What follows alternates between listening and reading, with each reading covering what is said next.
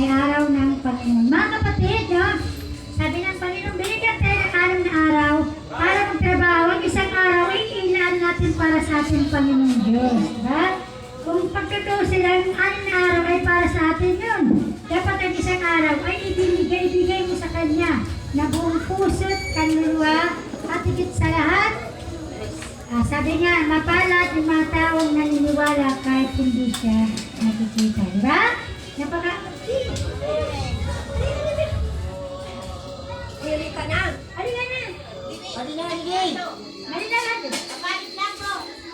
Siyempre mga kapatid, sabi nga ng Panginoon na itong pag-uusapan natin pag narito po tayo sa araw ng linggo ay pag-spiritual na buhay, pangalawang kamatayan. Mga kapatid, dalawa lang po ang pupunta ng isang tao, langit at ang impyerno. Wala na pong iba patutunguhan kundi yan dalawa na pagpipilian natin. Kaya po sabi nga, mapapalad po tayo sapagkat pag naririto ka sa harap ng ating Panginoon, so ibig sabihin ng spiritual ay buhay.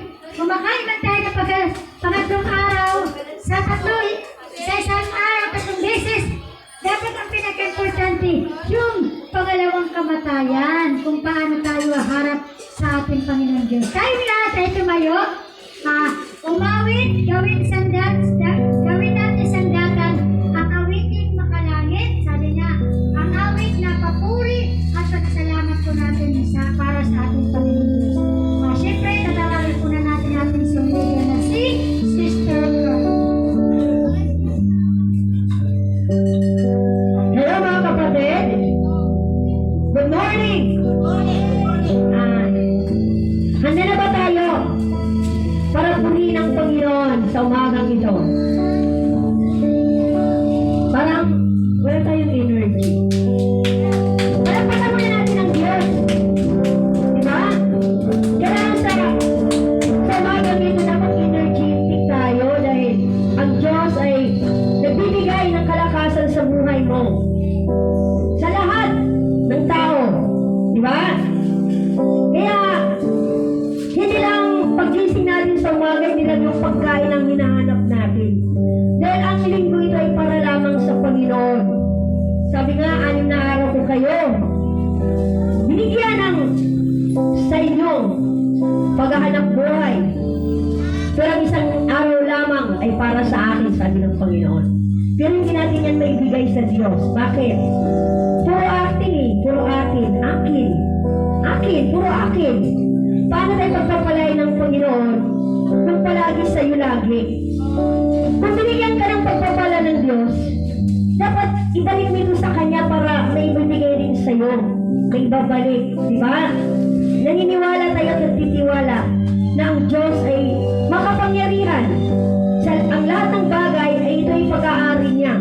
Kaya wala tayong pag-aari dito sa mundo kundi sa ayon natin sa hindi. Talagang on the spot, aalis tayo dito sa mundo ito na walang dala. Diba? Kaya sa umagang ito, awitan natin ang sa umagang pagkagising. Tuloy natin ang Panginoon. Sa umagay pagkagising, ngalan mo'y pupurihin. Puso ko'y laging may awit para sa'yo. Lagi kong nararaman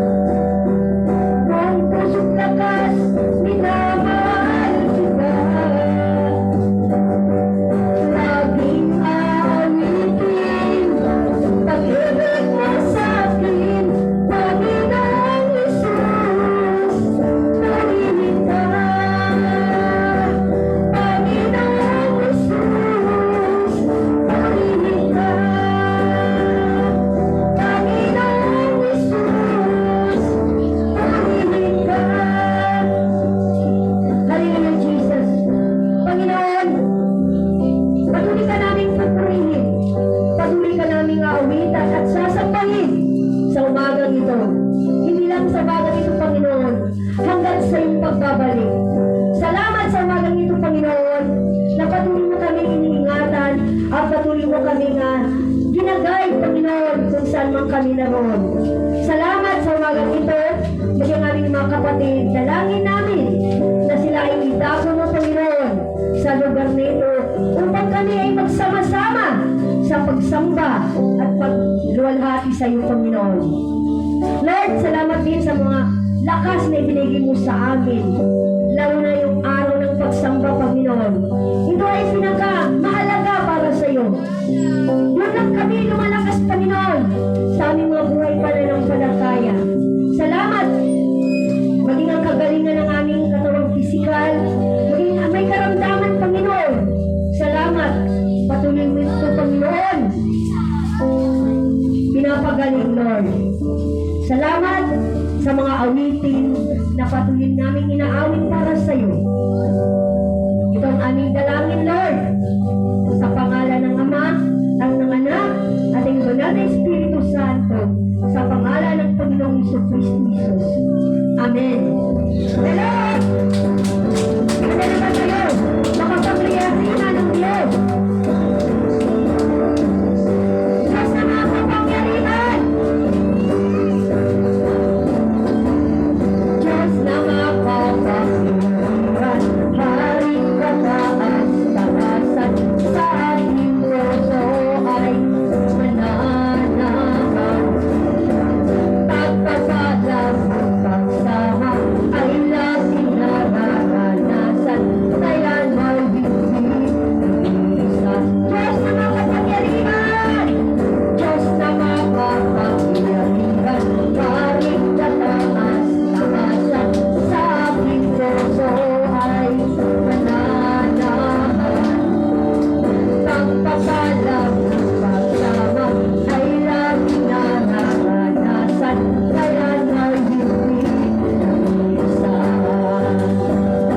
Pangako mo sa akin, ako'y iiwan. Sa bawat sandali ay laging sasamahan. Banal na Espiritu, ating ay kalakasan. Upang ang lahat ng bagay ay mapagtagumpayan.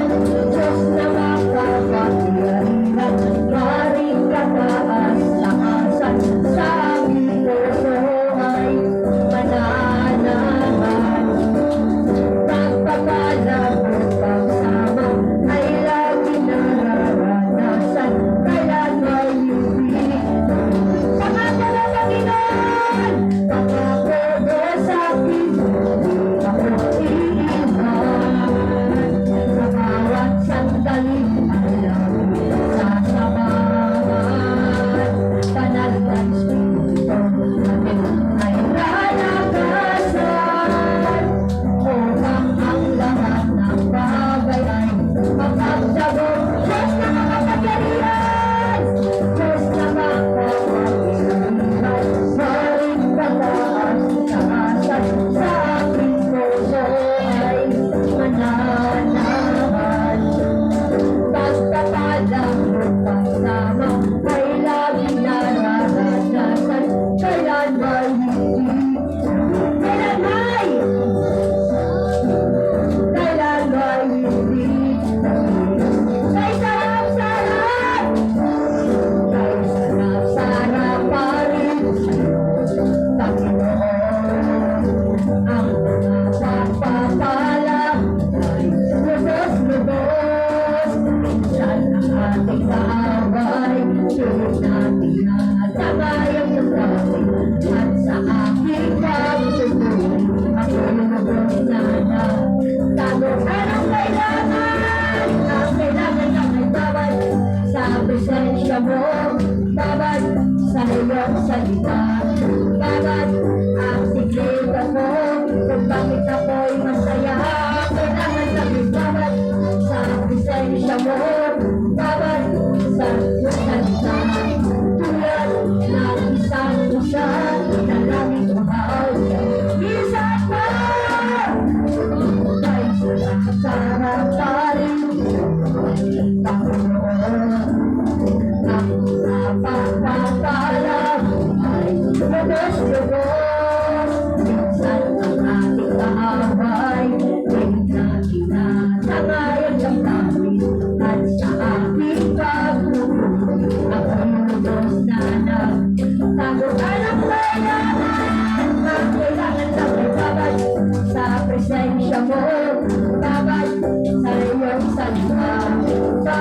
ang sikreto mo kung bakit ako'y masaya. Kailangan na kailangan sa presensya mo, babad sa iyong salita. Tulad ng isang isa na laging uhaw sa'yo, na laging uhaw, Panginoon, na laging uhaw sa'yo. Ang ating pagmasdan, na laging uhaw sa'yo. Ang ating pagmasdan, kung bakit pagmasdan, kalalakan, di ko na unawaan. Ano dahilan, kung bakit ako, pinili kong inalagaan. Di ko kayang isipin, hindi ko kayang sukatin. Ang pag-ibig mo, Jesus, na yung ibinigay sa akin. Salamat, salamat, o Jesus, sa pag-ibig mo. Walang ibang nagmahal sa akin ng katulad mo. Salamat, salamat, o Jesus, sa pag-ibig mo. Ako, saya, dahil may pagsubok man. May pagsubok man. Ako ang may masalapitan. Isa sa akin, sa bulan, di mo ako pababayaan. Di ko kayang isipin, hindi ko kayang sapatin. Ang pag-ibig mo, Jesus, na yung ibigay. Hallelujah! Salamat, salamat!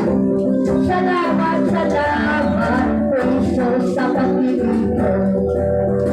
Walang ibang nagmahal sa akin ng katulad mo. Salamat, salamat, o Jesus, sa pag-ibig mo. Ako'y magsasaya sa pag-ibig mo.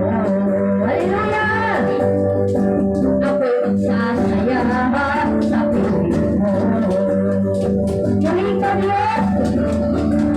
Lord! Nasalamat ni Panginoon na ika'y pulihan sa mga oras nito, Diyos. Sabi mo, patuloy mo kami iniingatan. Salamat! Higit pa kami sa dapat, Panginoon. Pero Lord, sa mga oras din ito, Diyos, lahat kami walang may pagmamalaki sa iyo. Dahil sa paningin mo, Panginoon, isa kaming marumi. Punong-puno ng kasalanan, Panginoon. Pero dahil sa biyaya at habag mo, Diyos, hinamon mo kami sa mga tagay ng isang liputan ito upang linisin ang aming mga puso, Panginoon. Kaya Lord, sa mga oras nito, Lord, muli, ikaw ang aming inaawitan. Ikaw ang aming itinataas. Ikaw ang banal, Panginoon. Dahil ikaw ang Diyos ng makapangyarihan. Hallelujah. Kaya Lord, patuloy ka namin awitan at pupurihin sa umagang ito. Awitan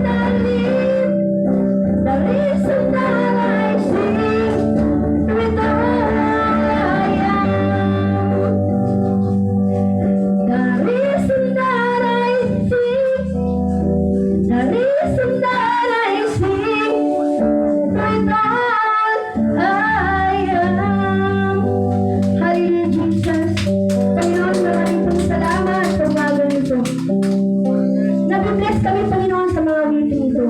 Na kung saan, Panginoon, nararamdaman namin, Lord, ang iyong presensya sa umagang ito. Nais ka namin makasama, Panginoon, sa umagang ito, Diyos. Ikaw ang Diyos na nagbibigay sa amin ng buhay at lakas. Pinalakas mo kami, Panginoon, hindi sa pamamagitan ng aming lakas, Panginoon, kundi ito'y galing sa iyo. Naranasan, Panginoon, namin ang mga paghihirap, ang mga pagsubok sa mundong ito. Pero, Lord, hindi mo kami hinahayaan dahil nariyan ka palagi para sa amin. Sinusubukan mo kami, Panginoon, kung nasaan na kami ngayon o kung nagpapatuloy pa kung hindi na. Lord, salamat po sa ganitong gawain na ipinagkakatiwalas mo sa amin na ikaw, Panginoon, ang siyang namin tinataas sa aming mga buhay. Salamat, magandang tagapagsalita, Panginoon. Dalangin namin na palagi mo siyang bibigyan ng wisdom and knowledge na nangmumula sa iyo, Panginoon. Salamat sa mga kabataan ito, Panginoon. Maging aming mga kananayan, Panginoon. Patuloy mo silang binibless, Panginoon, sa pamamagitan ng kanilang mga trabaho o negosyo, Panginoon. Salamat. Ikaw ang aming tinataas sa umagang ito. Patuloy ka namin, pinupuri at itinataas sa pangalan ng Ama, ng Anak at ng Banal na Espiritu Santo, sa pangalan ng Panginoong Jesucristo. Ang narito ay magsabing, Amen and Amen. Lumako na po tayo sa ating pagpapasalamat, mga kapatid. Pagpasalamat po tayo sa ating Panginoon, lalo na sa pagtising sa umaga, na ikaw ay binigyan ng panibagong araw, di ba?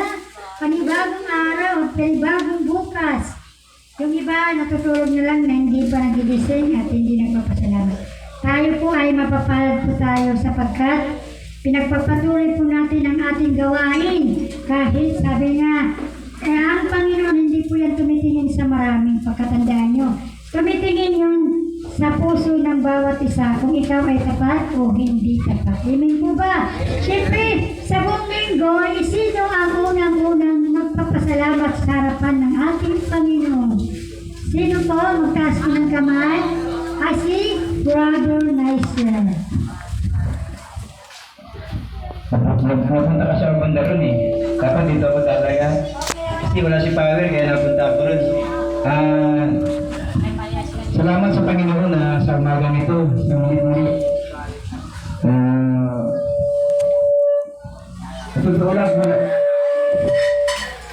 Totoo lang, kulang na siya ng panahon talaga kung kapasalamat sa Panginoon. Kasi, kagaya nyo ito, linggo na naman. Ang daming mga struggle na nangyayari. Kaya nga sabi ko sa Panginoon, kaya umaga pa, Panginoon, salamat. Pagkat matatapos na naman yung buwan ng November, mag-December na naman. Laking-lagi kasi yun eh. Yung isang buwan lang na may isang buwan ka na wala kang karamdaman, yung pamilya mo, ligtas na. Kung ano man yung biyaya na napupunta sa'yo, ibig sabihin, maging kontento lang tayo. Huwag na natin pangarapin yung iba kasi nga, sinasabi nga natin, minsan nahihirapan tayong mangarap eh. Kapag may pangarap tayo, hindi natin tutupad. Parang minsan nasisisi pa natin yung Diyos na, Panginoon, ano ba, dasal ako na dasal sa'yo. Ang gawin na lang natin, sabi ko sa mga ano ko na, kung anong meron tayo, pagigihin na lang natin. Maging satisfied lang tayo. Kasi kagaya isang buwan, wala kang karamdaman. Diba? Kung wala kang naging sobrang biyaya, yung kaligtasan mo, yung kalakasan mo, malaking bagay sa Panginoon din eh. Kaya wala kang oras na ibig sabihin sasayangin na, wala naman ako sa Panginoon. Talagang kailangan magpasalamat sa Panginoon sa pagkakambuhay natin. Iniingatan ng Panginoon. Nakaraan yan, sikasaan dyan eh. Dalawang basa, yan sikasaan dyan, bata pa. Bata pa, sikasaan ko lang natin, di ba? Building 29, diba? Building 29. Building 25 yata yun. 29. Yun, masakit na mismo sa magulang yun. Siyempre, anak niya yun eh. Diba? Dahil nga naging pabayaan din siya, diba? Pero kung tayo ay nananalangin sa Panginoon, at ang Panginoon talaga iingatan tayo, walang imposible. Kaya ako, nagkapasalamat ako dahil yung, siyempre, may anak na akong maliit. Na lagi siya sabi sa kanya na, anak, huwag ka maglalaro doon sa highway. Kasi nga, maraming napapahamak talaga ron. Kaya yung pagpapasalamat tayo sa Panginoon, kailangan talaga nagkapasalamat tayo. Kung wala man tayo sa ganitong pulpito, Pagising natin sa umaga, salamat tayo. Pagtulog natin, Panginoon, salamat sa gabi na ito na nakatulog na muli ako. Yung wala kang karamdaman, wala kang problema na nadaragdag sa'yo. Laking bagay na yun. Kaya wala tayong pagmamalaki sa Panginoon. Kailangan lang magpasalamat tayo. Kaya itong pagkakataon na ito, inulubos-lubos ko na, Panginoon, maraming salamat. Amen. Dapat tama po yung sinabi na lagi po tayong papasalamat sa kaligtasan po ang buhay natin, di ba? Na umabot pa tayo sa ganitong edad natin. Kaya po sabi mapapalad po yung laging nakikinig. Kasi pag nakikinig ka, nagkakaroon ka ng bunga. Diba? Ng pananampalataya at pinagpapatuloy mo yung gawain ng ating Panginoon. Ngayon po, palakpakan po natin ang ating Panginoon. Next po, si Brother Ricky. Papasalamat ako sa iyo sa kabutihan niya araw-araw. Sa kayong kalakasan na binibigay niya sa amin. Sige-siguro dyan sa lalo sa BT30 kasi marami ano. Kaya papasalamat ako sa Panginoon. Sige sa akin ako. Next po, sino pa? Dati ko yan. Mother? Nanay daw nung nakaraan wala eh. Mother? Mother? Wait lang, baby. Mother.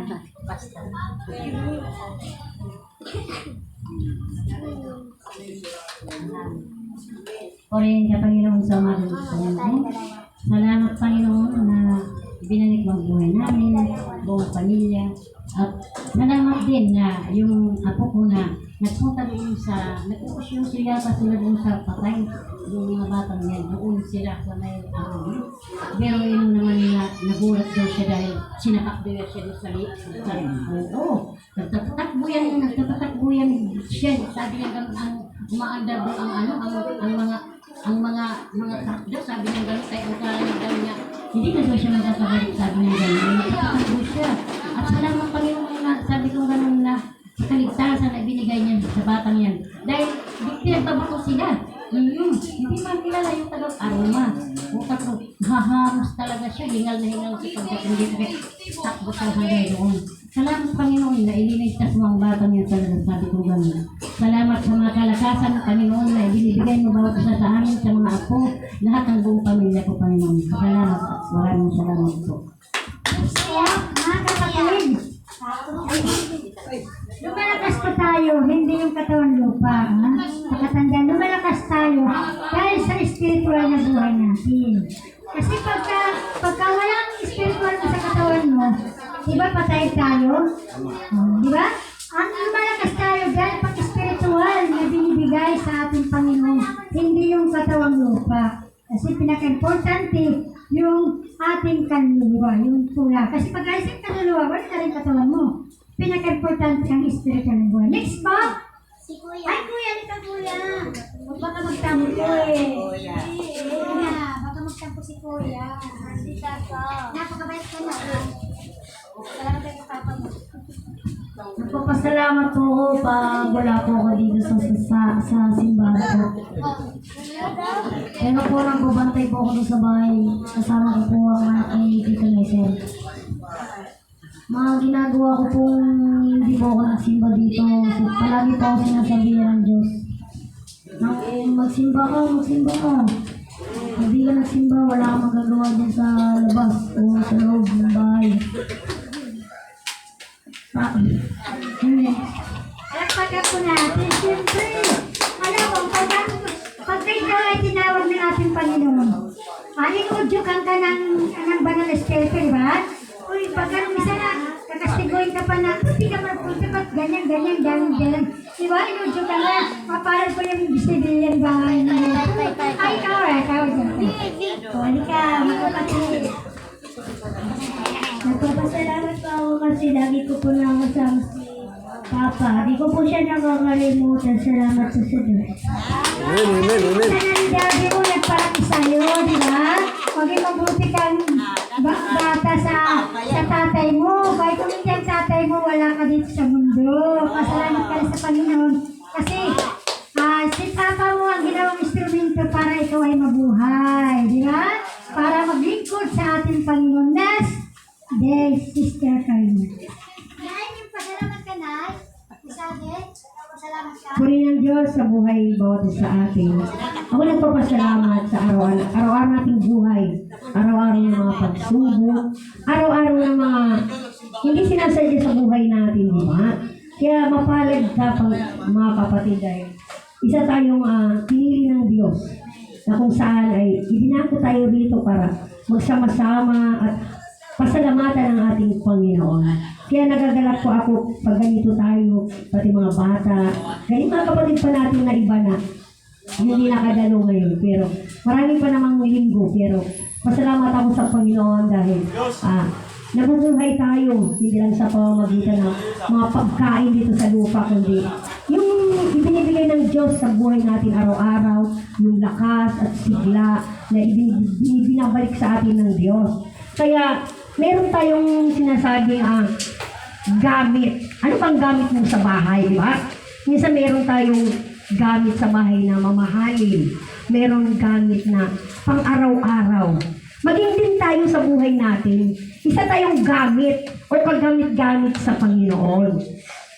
Kung tayo gamit sa Panginoon, ano ka doon? Yung mamahalin ka o yung mumurahin lang na gamit, di ba? Tingnan mo yung mga may hirap. Yung gamit natin puro mga mura, di ba? Araw-araw natin ginagamit, sandiro, kaway, planggan, araw-araw yan. Pero yung gamit na mamahalin, yung mga pan-display lang. Di ba? Pan-display kasi mayaman nga yung mga pan-display. Ngayon pan-display na yan, bibihira na yung gamitin, lalo na pag may mga gamit ka na mamahalin talaga. Inilalabas mo lang ito pag okasyon, gano'n, di ba? Kasi baka mabasag, baka masira, di ba? Kasi mamahalin yun eh. Pero yung araw-araw na gamit, yung katulad natin, buhay natin, araw-araw tayo ginagamit ng Panginoon. May gamit na malaki ang halaga, may gamit na mura ang halaga. Saan ka doon? Yung gamit na pan-display lang o gamit na pang-araw-araw. Kasi sa Diyos ganun tayo eh. Saan ka doon?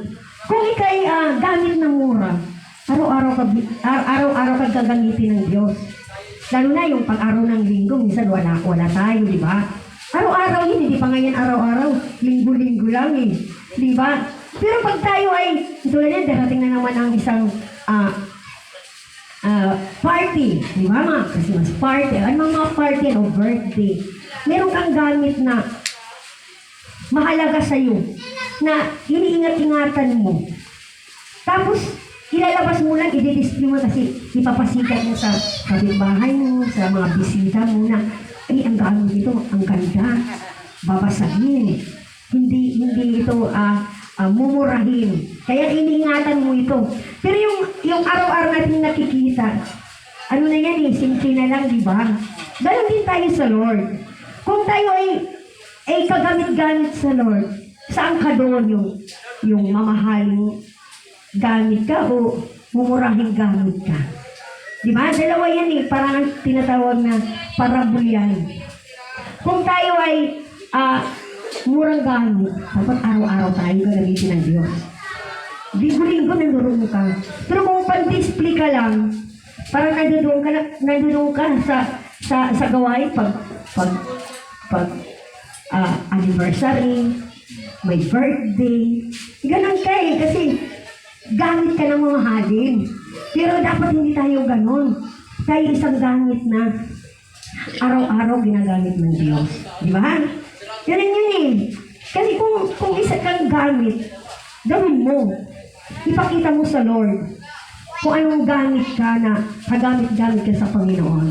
Kaya Lord, salamat po.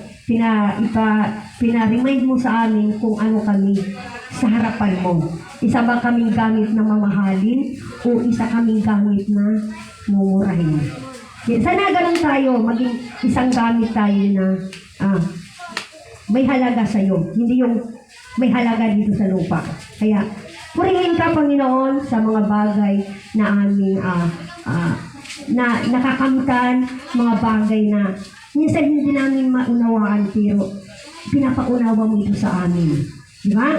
Kasi, minsan bibira lang kami samba, pero sa kalooban mo, Panginoon, binibigyan mo kami ng pagkakataon para maging kagamitan sa iyo. Kaya purihin ka, ipinatas kita sa pangalan ng Panginoon Hesus. Amen. Amen. Nay, nagpasalamat ka? Ako lang pasalamat kanila. Lumako na po tayo.